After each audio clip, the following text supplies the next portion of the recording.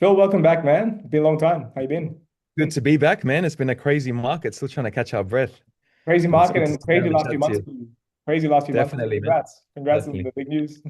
Oh, yeah. Yeah. Thank you very much. Finally engaged and locked up. Yeah. Apologies to all the female viewers again. Not happy to Yeah. listen to the first. It's all over, You're man. not The quite ring's not done. there yet, but it's coming. It's on the way. Yeah. No, It's game over. yeah, that's really, really good news. And I'm really excited for like the next, Thank you, man. Can't wait to year coming for celebrate. you guys. Yeah, we're amazing to celebrate with you guys. Yeah, really, really good news. Long time coming. And the Blues won as well for once, which is another bonus. Yeah, exactly, exactly. So some good things happening amidst all this Yeah. negativity, which is Yeah. good. In the market. Yeah. 100%, man. 100%. 100%. Yeah. And that's what we're on today, I think. Like, I think Yeah. today, it's been a while since we caught up. So, obviously, Yeah. a lot of changes to the property market. We've had Yeah. a lot of difference, sorry, a lot of change with the budget, a lot of different policies being implemented in the market as well. So, they've had some big impacts. So, things we haven't really seen in the property market for even years. Mhm. And what we want to discuss today is basically where the market's at, what we think is going to keep happening in the next 6, 12, 18 months, and why we think, whatever forecast we're making will happen. One more thing I want to talk about today is just the most recent change where they've stopped residential SMSF lending. So we Huge. can't have Yeah. residential property in SMSF moving forward from like August 10th, from what I understand. So there's a lot of changes happening. So I'll throw it over to you, man. What have you been seeing in the last few months? Yeah, exactly what you're saying, right? There's been so much panic and uncertainty in the market. And because laws just keep changing so quick, a lot of banks are actually struggling to react. We have some banks that have been really upfront with their changes and been honestly too hard on customers with their cutoff points. And we've had other banks which I think have been too relaxed with these new changes and maybe letting things go that they probably shouldn't right now, just because the market is just so strange right now and there isn't as much workflow for some of these banks. I'm not saying that they're taking unreasonable risks, just that they are being a little bit more loose on certain things that maybe up a little bit before that they wouldn't be okay with. Now, like you said, SMSF has been a big impact, right? Obviously, negative gearing, that's been another huge impact. And that's completely changed how a lot of, especially buyers, want to buy and what their strategy is. We've had a big influx of SMSF inquiries, and unfortunately, if you don't have it set up already, it's basically too late. And that's been a big letdown for some of our clients as well, where, they were getting ready, and because of something outside the market has impacted them so much, they basically missed out. So we are seeing a little bit of that where the demand in terms of people's sentiment is down, but the numbers still feel like they're there. Yeah, agreed, agreed. I think the Yeah. main thing is that after the budget, negative gearing was one of the main changes that impacted Yeah. the sentiment, the mentality of investors, and really drove people away from the market. And honestly, like we've spoken about this a few times, but it impacted mum and dad investors the most, in my opinion. Yep. A lot of Yep. your sophisticated investors, like your top, 10, 5% of investors, they've always Yeah. been buying under certain structures, trust Yeah. structures, company structures to allow them to scale. Yeah. So they were never getting negative gearing benefits in the first place. And they've Mhm. been buying, the right types of properties, doing the cash flow numbers that they're barely negatively geared, if not they're neutral or positively geared. Whereas your average investor who's bought one or two properties in a lifetime, they might have bought in their own backyard or somewhere in a place they're familiar with, and they might be Yeah. bleeding cash, but they've bought that property even from advice from an accountant or as part of the strategy to get those negative gearing benefits Yeah. and help offset some of the tax they're paying. So we're Mm. seeing a lot of those people, those investors, mum and dad investors, exiting the market with a lot of fear. And despite their properties being grandfathered, there's a lot of fear in that space already. So that's why we're seeing again more unaffordable properties declining Yeah. today. And I think I Mhm. just looked at the most recent prop track results for the first time in a while. We're seeing Perth, Brisbane, Adelaide show some slight declines month on month. So like minus 0.3 to minus 0.5% marginal declines, nothing crazy. These markets have been growing at 100 to 20% for the last few Yeah. years, but at the Yeah. same time, it shows it's shows the rate of growth is slowing. So in Yeah. that regard, we just want to make sure that when we are looking at the market today, we're not Mm. overreacting to any of the news. Just focus on fundamentals because there's no reason to sell a property if you don't urgently need to sell something. There's no reason to Exactly. go into the market if you're not confident of why you're entering the market, what the goals are, Yeah. and you're doing your cash flow numbers. So, but what I would say is, in all honesty, in the last 3 to 4 months, we all talk about buying windows. It is a buyer's market, in my opinion, in a lot of locations. This doesn't mean that you buy any location across the country and you're getting a great deal. Some locations will likely fall more, especially unaffordable locations in like your Sydney or your Melbourne. But for Yeah. example, in owner-occupied locations, metro locations, or very large regional markets, we're buying at like 50 to 150 grand below what we would have bought 6 to 9 months ago in some markets today. And we can see that with the bank valuations once we settle on properties. We can see that with the previous sale prices going back 9 months. So we're getting some Mm. amazing deals today. And that's when I keep screaming that even though the market's increased, the smart investor looking to purchase today can take advantage of the market and get Yeah. prices that you're paying like maybe the start of 2025 or the end of 2024. 20% discounts in today's market Yeah. in some of the best Yeah. growth locations. So I Yeah. think the educated investor is now starting to see that. So we've been seeing a lot more inquiries in the last few weeks that investors are looking to cut back into the market and they're more confident now despite these changes. And Yeah. recently with the SMSF lending, which we're going to discuss it more, we've had like double figures, like 10 plus clients on board last 2 weeks just for SMSF. So that's insane because they know that there might not be an opportunity to purchase there again. So at the same time, like I'm seeing two types of consumers in the market today. Yeah. There's more smart, savvy investors who are taking advice from the right experts in the field. They're able to enter and they're able to take action really quickly and secure a good deal. And then there's people who are maybe looking to invest or already have invested, but they're being misinformed or you're acting with fear. So I Mhm. would say to that group, there's no right or wrong answer, but like just understand all aspects of your decision making, whether you're selling, buying, look at the numbers, look at the opportunity costs, because it could be a decision that changes your life Yeah. today. So like Yeah. just Yeah. don't sell out of fear. And like, these things, when you see such changes happen in the market, like from the budget or all these different policies that are being implemented, there's naturally fear because we haven't seen these changes in the market before. Or maybe we Mhm. have, but they haven't been, live for 30, 40 years. So what Mhm. happens is it takes time to digest. The consumer takes time to understand what the true implications are. What people also kind of, underestimate is there's going to be an election in 2 years. Yeah. So some of these policies might not even be here for a long time. That's why it's just good to, property is a great asset for long-term growth. If you're really uncertain and you don't need to sell anything or you don't need to, make a harsh decision, like a rash decision very quickly, it might just be best to wait, sit in your hands and wait and just see how things Mhm. play out. Because Mhm. right now is not the time to, make any quick decisions without being informed. I think that's the key Mhm. thing that I'm seeing here. Yeah. What do And that's the irony of it all, right? You're telling people not to sell, but also telling people to buy. And it's like, where are we you getting this stock, right?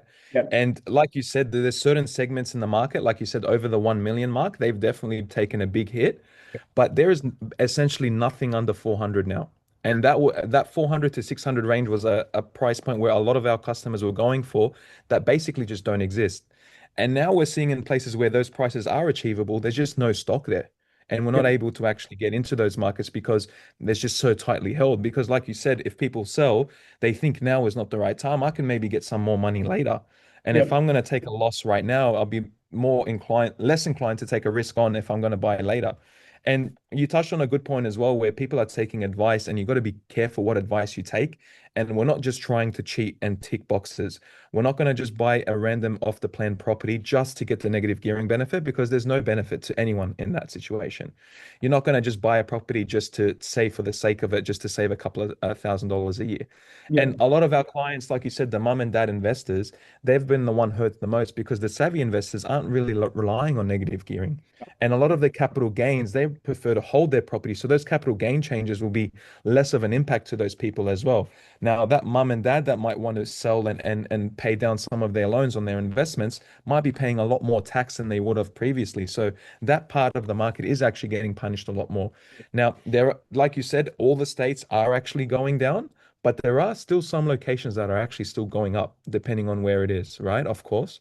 The majority and those big loans are maybe going down, and that might sway the percentages a lot more. But on the ground, there are still just as many people trying to buy. And I think now, like you said, they are getting the confidence, the dust is settled. And now it feels like it is the time where people are taking buying more seriously, right? We do have some potential rate cuts. Obviously, no one really knows the way the economy is going. It needs something does need to change. What that change will be could be the elections, like you said. But if the fundamentals are correct, you basically know that you're going to be performing better than the person next to you. If Yep. you've done the right due diligence and made the right choices, you've gone the right way. If everything goes down, obviously your property is going to go down too, but it's obviously going to be less impactful on the right assets that are strong. It's an old investment quote, you buy when people are scared and you sell when people are greedy, right? Yep. And this is a perfect time of that where there's a people that are scared and it's the perfect time. Whereas 6 months ago, people were very greedy, Yep. especially sellers and vendors, right? There was a lot more conditions, a lot less clauses being accepted by our clients.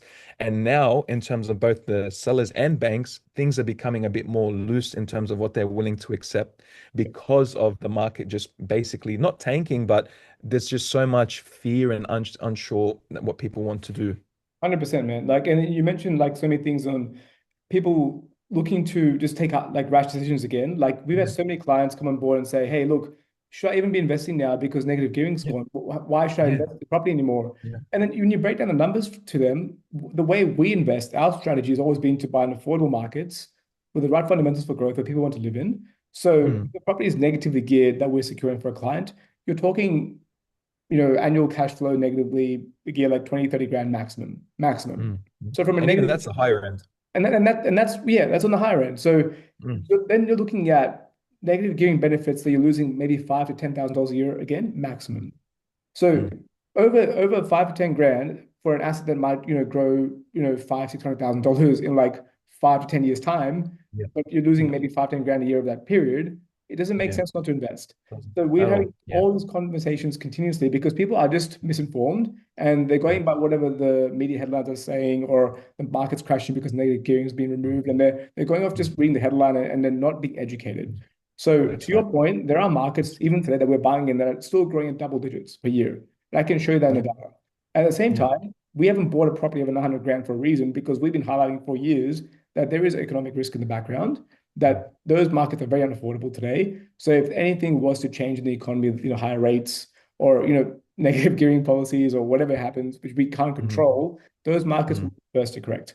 And to your mm. point, it's a normal correction in a longer term bull cycle because hard assets are Yeah. always going to keep increasing. But at the same Yeah. time, you don't want to get caught in a market that's going to do nothing for 5 to 10 years or even decline and put all your eggs in that basket, all your borrowing capacity in that basket, all that cash in the one property, because then you are now unable to do anything else. And that Mm, means mm. these are the people that are losing money in this market, again, Yeah. that make the wrong decisions.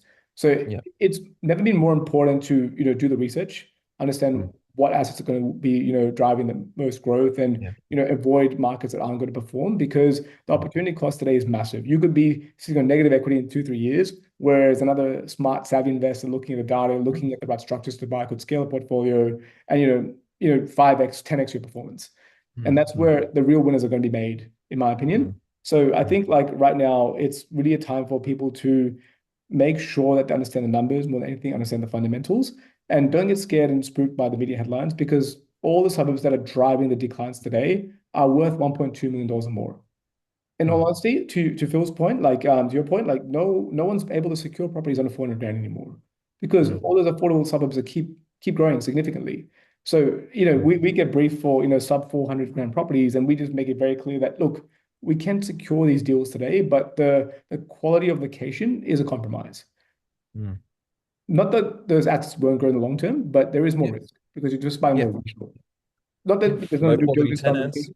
Yeah, low quality Yeah. tenants, maybe it's a more regional location with a less diversified Mhm. economy, whatever that looks like. But it's better than not getting to the market as well, because in my opinion, there's very low risk in that price band regardless because of the affordability factor. So there's a Yeah. few pros and cons in that price band, but like to your point, like the market, at that price point 3, 4 years ago, we were getting deals done like 250 grand.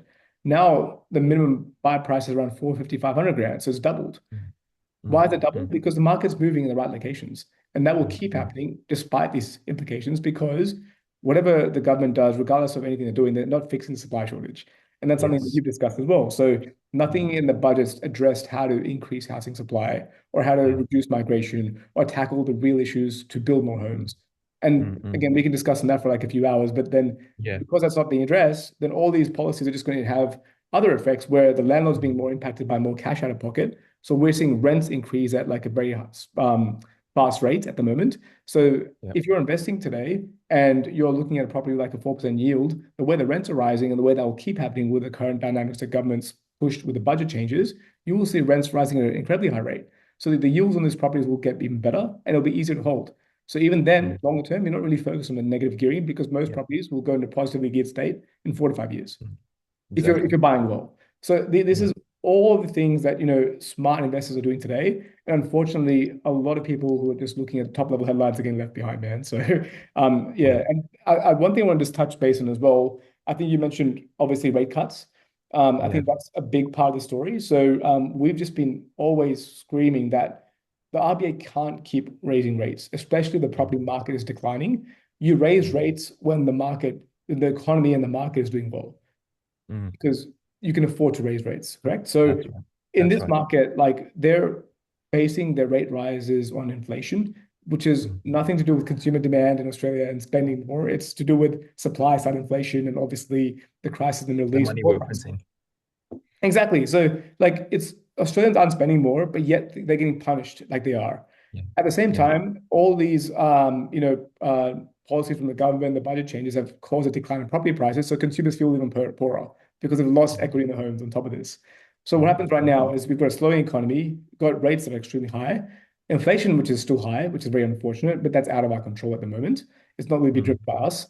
But the part that is being driven from Australian is the rental and property inflation. And again, Mm. that's due to the supply crisis, which the government's not fixing. Mm. So Yes. that's not being solved regardless. So this is all supply Yeah. side of things. And then you've got an Mm. economy that's continuously slowing down, unemployment rates creeping up. So in Mm. my opinion, Mm. I 100% agree with you, man. I think the next move is a rate cut. We've Mm. been saying this, they shouldn't have raised rates this year. And I think that will kind of speed up this economic decline, in my opinion. I think it's already happening. You can see in the data. And I Yep. think maybe by mid next year, you'll be seeing a rate cut in the market. And I think Yep. there is a chance that they might be cutting quite aggressively if things get Yep. worse. So Yep. Yep. just again, smart investors, if you can see this coming, when the RBA cuts rates, the prices will have already gone up because the market will have priced that in 6 to 9 months in advance. Right now, if you know or if you're confident that eventually the rate cuts will come, then it's best to act now because the prices are still great from a discount perspective. Yep. Yep. Once everyone understands the rate cut's coming, demand comes back in the market, prices go up Mm. again. So it doesn't mean Mm. again long term the property doesn't grow more. It just means that Yeah. to your point, everyone is fearful right now. It's the best time to buy. Yeah. Yeah. Yeah. And to your point, right, on terms of the supply side, that one thing that we do try to focus on is development and constructions as well. Yeah. And that's constantly getting harder and harder. They're constantly getting harder to approve what's been approved. I know the government likes to jump up and down that they're making it easier to approve things and there's less red tape, but in reality, it hasn't actually caught up to the market. Now, we're, buying a lot ourselves in the Central Coast Newcastle region. There's been a lot of construction going there Yeah. and there just physically isn't enough people to actually meet up with demand. And now with all these changes where, new properties are actually more attractive, a lot of these builders are just going to focus on that. And that could even potentially take away from our current stock and developing our current stock and, pushing people out in places that they don't really want to go just because they don't really have the choice. Yeah. Now, once our government can kind of fix that, cutting the rates will be great, but if we don't have a diversified economy, if all our money is just going into holding properties that aren't valuable or not really developing, our population, and we can't manage all those people that are migrating, then that becomes a bigger problem. It's very easy to say, oh, we're immigrating too many people, let's just cut that off, Yeah. or let's just raise rates and then just crash the property market. But in reality, the middleman and, the general population doesn't benefit from that at all. Yeah. Like you said, inflation numbers are highest they've ever been in history, but everyone feels poorer than they've ever felt. And what we're getting for our money isn't anywhere near what we used to get for it. And then you want to terms into quality of products as well. Now, all these things are going low, and that goes into every industry. It's not like as if only property is facing this, or, groceries, or, farming. Every industry is facing the same kind of issues, but it's more that the actual root causes aren't really being addressed as much as they should and as aggressively as they should. Yeah. Now, banks aren't getting any more lenient on construction loans. It's not as if they're making it easier for people to get money for construction, right? Now, where there is still opportunities where you can get negative gearing for construction, but like you said, you're not going to be trying to on purpose spend money to negatively gear so that you can make losses and then bring them back because that doesn't really develop you long term and that can Still get losing you money. stuck. Yeah. Yeah, Yeah. yeah. Yeah. I was saying still losing money. Yes. Yeah. Yeah, yeah, you're still losing money. Yeah, that's right. And so, unless something like that can get fixed and changing policy where it makes construction even more harder to actually do, where Yeah. there's going to be more demand on things that probably don't deserve it, is just creating an artificial bubble in cost. And, Correct. like you said, if you want to maybe buy a place now, hold it, wait for the dust to settle and maybe develop it later, that could potentially be a better option for you than just buying a house and land package just because someone told you and it Yeah. looks good and it's nice, you know? Not Yeah. that house and land packages are bad at all, but it needs to follow certain fundamentals for it Correct. to make sense specifically to you and where that property actually is. 100%, man. And like, Yeah. well, like you mentioned as well, just before that previous point, that looking at all the impacts on these on from property prices declining, all the impacts on the economy, what we're seeing right now is that it's not just sales agents, buyer agents, brokers that are Mm, impacted. So when you're looking at property prices falling in Australia, there's a massive flow-on effect because here, residential property is worth $12.6 trillion. So mhm, this is an asset class that literally runs the economy. It's the backbone of our economy. So when you go past the sales agents, the buyers agencies, the mortgage broking, you've got conveyancing, you've got construction, you've got council approvals, you've got all these flow-on effects that come from real estate. mm, Then what happens is all these industries are impacted. All these mm. jobs are impacted. The property prices decline because you've got less developments going through. You've got Yeah. more and more pressure on these businesses, small to mid-sized businesses in all these different fields. And then Mm. maybe there's more unemployment in these industries That's right. today. So we've already That's right. seen some larger buyer agencies close down just after Yeah. 3 months of a property slowdown. So Mm, this has impacts on so many different people. So if property prices keep declining, I just posted just yesterday, the RBA is scared of property prices declining more. mm, Why is mm, that? mm, Because they know this impacts the economy directly. And if it mm, impacts the economy directly and the economy weakens and you're moving into recession because of property prices declining, that just stimulates that even more. mm. And obviously And they how don't are we going want to build more? yeah, and they're not building The more houses money's not there. anyway. That's exactly right. So like when I say stimulation, that's the main issue, man. They only focus on how to make it easier to buy something, but they don't Yeah. focus on how they can build more options or provide more housing for all the Australians. Mm, So mm, right mm. now, everything that the governments or the RBA can do for housing, it's purely how to make it easier to buy. First time Yeah. buyers grants, 5% deposit, whatever it is, and that's great. It makes Mm, housing somewhat more affordable for a very short period of time because yeah. once the demand comes in, the prices go up again because they're Yeah. not fixing the fundamental root cause.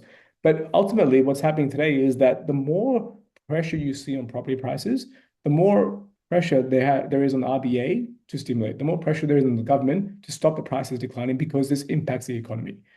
So Mm, that's what people don't talk about because Australian property is literally too big to fail. And I yeah. know, Yeah. I know it sounds like it's a massive Ponzi scheme in a way to some people, and honestly, it is. It's just the Mm, world we live in. This entire world is built on debt. The world yeah. economy is built on trillions of dollars of debt, which is never going to be paid off. So Yeah. if you Yeah. don't accept that and you don't want to play the game, that's fine. But like if you do want to play the game, there's a lot of money and financial freedom potentially to be made at the same Yeah. time. So I think that's just the way we have to go about these things. So like in my opinion, like I think yeah, there will be massive changes if the market keeps declining. I don't think Mm, the market again can crash for those reasons. You might see mm, certain suburbs decline 20-30% like I've been calling for, but at the same time, the best locations for growth, the right fundamentals will always keep either flat or growing. And at yeah. the end of the day, you're outperforming market for an asset that's always going to outperform long term. So Yeah. yeah, in my view, if again we see even more unaffordable markets declining, you will see stimulus, RBA, government stepping in some way, Yeah. shape, or form. What are your Yeah. thoughts on that? And I think to what you said, right, with all the impacts, if it's not just us specifically in our role specifically, if it has a ripple effect, this can actually hurt rent a lot. And we're seeing that already. Yeah, Because if we can't build more houses, if it's not financially viable for me to be a builder and build more, I just won't do it. yeah, And if I can't do it and there's no supply, I have to raise my rent, you know? And if I'm not getting the same negative gearing benefits that I used to on the property that I purchased, yeah, the only choice I have is to raise rent, right? yeah, And whether the RBA puts the interest rate up or down, that never, no, I shouldn't say never, but it doesn't have as big of an impact on rent as people might think. yeah. It doesn't actually have a direct line. It does have a, indirect line, of course. But in terms of properties crashing, that doesn't mean cheaper rent at all. No, People still have the same mortgage that they've already had. So it's not as if they're going to be able to, just get money out of nowhere or it just goes away. It doesn't really happen. And with you said with all the government incentives, it is definitely killing certain demand for certain things, but those percentages are so low. yeah. Like you said before, most of your investors don't care about negative gearing. A lot of them don't think about that in their strategy. Okay, it's a They benefit if care, it but comes. like we just have to we always understand the cash flow and Sorry, make sure yes, it's feasible. yes, yes, 100%. Yeah. yes. Yeah. It's not like a goal of ours where first thing I need to get negative No gearing. way. It's not, No that's chance. not our Yeah. logic at all, right? Yeah. And with SMSF, they're less than 1% of who are actually buying. So cutting our SMSF, if you're cutting less than 1%, how much of an impact can that really have? And Mhm. people buying an SMSF aren't buying owner-occupied properties in main cities a lot of the time, right? Yeah. It's you're not buying a $2 million place in Sydney in your SMSF. That doesn't usually happen, right? And we do also have laws that are restricting a lot of international buyers right now. So if we release that and we make it a bit easy for even internationals to, artificially prop up the market once it crashes, they're going to want their return on their investments and they're probably going to put their rent up higher too. Yeah. And because they're maybe international, they might not have the same taxes that they pay for those high rents. So everywhere you kind of look at it, the person that really is getting impacted is the day-to-day person that's renting or trying to get into their first home, or they've just bought it and they're trying to, get ahead in life. These are the people that are really being impacted the most in all these changes. Correct, man. And like the one thing that really annoyed me was when the budget came out, I think Albanese said, we modeled the rents to increase only $2 per week. And what you've done Just is, I I want to see love the modeling number one, but the it. main thing, the main thing, I don't want to speak too much on that, but like the main thing is that Yeah. if you think about it, you've disincentivized, you've basically stop all investors to want to invest for the next Yeah. few months. So investors Mm. buy properties that are going to be rented down the market. They provide rental supply. So with rental supply is decreasing significantly, to your point, if the market's declining, there's no investors buying, there's less rental supply. So rents are going to go up Mm. naturally. That's always going to be the case. On top of that, Mm. landlords want their returns back from Mm. negative gearing, all that stuff. So Mm. rents will keep rising. Fully agree with your point there. And great segue to SMSF. I think this is the last thing I want to cover today. Yeah. With SMSF, man, I was really disappointed when I heard that news. Yeah. I think the main thing for me is if forget about even just buying properties in SMSF, like why is it up to government policy to control how you spend your money? Yeah. This is SMSF already we can't touch until we retire. Like our super funds are not available to us until 65, 67 years of age. So that's a pool of savings we build because we're working very hard in our lives. So why don't we get a choice to what asset class we want to diversify our investments in? It's our money. So how can we get told where and what to invest? You're telling me I can invest in all these asset classes, but I can't choose this asset class. It doesn't make Exactly. any sense to me. Exactly. But and to your point, man, like that's why it disappointed me quite a lot because it's more and more becoming, this ruling government that's, implementing all these different, rules and changes, and it's just going against, helping the common man trying to make a living and trying to get ahead. I think that's the main Exactly. issue. This is mainly impacting your average day-to-day Australian who's on a 9 to 5 income, got a family to support, and they're just doing whatever they can to get ahead, and they're being more impacted by all these changes. I think that's the main issue. Mm. And to your Mm. point, SMSF lending, it accounts for like 1%. Mm. 1%, I think, of, let me just read that again. Yeah, Mm. so 1% of residential property lending comes from SMSF. So it's a very minimal impact here. This is not making property more affordable. It's not helping first-time Mm. buyers get into the Mm. market at all. What we're seeing is Mm. that it's just stopping, again, people trying to get ahead, but also reducing the amount of rental stock that's going to be available in the market. So Yeah. this is just another thing I just want to highlight is my learnings from that is, the government ultimately will keep implementing these policies. They'll do whatever Mm. changes, they want to put into place, but you're in control of your own financial freedom. You're in control of your Mm. own financial, your objectives, your goals, the Yeah. way you take action and what you do. So if you block out the noise, just keep focusing on the right fundamentals. Don't get too scared or don't get too excited when the times are good. Just focus on the Mm. right fundamentals and make sure that you're taking informed decisions. Talk to experts Mm. because the market will never just go straight up. In the last Yes. 40 years, we've seen a number of market declines, but guess what? The, Mm. the largest of markets decline like across the board is like 8 to 10% over a 19-month period. So Mm. the property market in Australia is again very resilient for all the different reasons we've already outlined many, many times. Yeah. So you're Yeah. not going to Mm. be in an asset class that has a high probability of crashing or just going to zero like other asset classes in the world. You're in something that's very safe, especially in our inflation environment today. So just do whatever you can to take action, get informed, and make the right decisions for yourself. Like it's not saying you have to buy property or whatever it is, but ultimately you should be in control of your own money. I think that's just Of course. and Yeah. yes, that's happened. It sounds a bit, arrogant, but I know some people are silly and stupid with their money, but I think I'm not. So why do I have to follow these rules where other people are doing all these crazy stuff with their SMSF? I Yeah, totally understand, the sentiment from the government in terms of restricting SMSF because people do buy the wrong property and then their savings are gone. I totally understand that. And you did have people during COVID that needed to take money out of their super. I get it. But a lot of those people that took the money out, every person I've spoken to that has done that just did it just cause. They yeah. didn't actually need the money. They're like, if I can get it, why not? Why not? Yeah, Now, I personally didn't do it. I have the investments in the SMS. Obviously, everyone's got their own situation, but the fact that you don't have the choices was the problem. That's what is really the bad thing for me, right? And like you said, if we just get rid of SMSF and 1% of the properties disappear, of the market disappears, $1 million, you lose 1%. You can't afford that place still kind of for cool. most people. So Yeah, it doesn't really make it any more affordable. It just makes it harder to really get by and do things. And with a lot of people now, it's 11%, I believe, with super contributions. yep, You're losing 11% of your salary for your 9 to 5 job. correct. 11% of your salary is going somewhere that you can't control. What's the difference between that and taxes? It's really the same thing. It's as if it's become another tax on people instead of being an actual substantial benefit that they can use and grow off. A lot of people are trying to buy their forever home Yeah. or their holiday home with SMSFs, and now they can't because of this restriction. We had people buying in holiday homes that they wanted to move into, and now they just can't. Exactly. And I think that's the entire point. Like since the budget, it just seems like the government's doing whatever they can to get more money from us and not Mm, benefit anyone else. yeah. Just very quickly on SMSF, the data shows that when you retire, to be able to live out a comfortable retirement, as a couple, you need to have between 450 to 700,000 in your SMSF, in your super savings. So Mm, I don't know the amount of people that are confident they're going to get to that as a couple, but I'm telling you right now, it won't be more than half the 50% of Australians for sure. yes. And as a Yes. single, it's around 600,000 you need to live comfortably for the rest of your life. And Yeah. these numbers, by the way, are assuming you've paid off your mortgage. Yeah. Assuming you've paid off your mortgage. So you tell me that if you're looking at, growing this tool, this pool of money as you're working Mm, to live a comfortable mm, life, when you finally work for your entire life and you're ready to, just relax and enjoy, if you can't even you're not only confident you're getting the amount of savings that you're required to have, why are you then taking away more investment vehicles that you can grow that fund today from Australians? exactly. Because this is Exactly. again impacting everyday Australians, to your point, is benefiting the Mm, super funds for sure, because obviously they're getting paid a lot of money to manage these funds, and the government, to your point, like additional tax for them as well.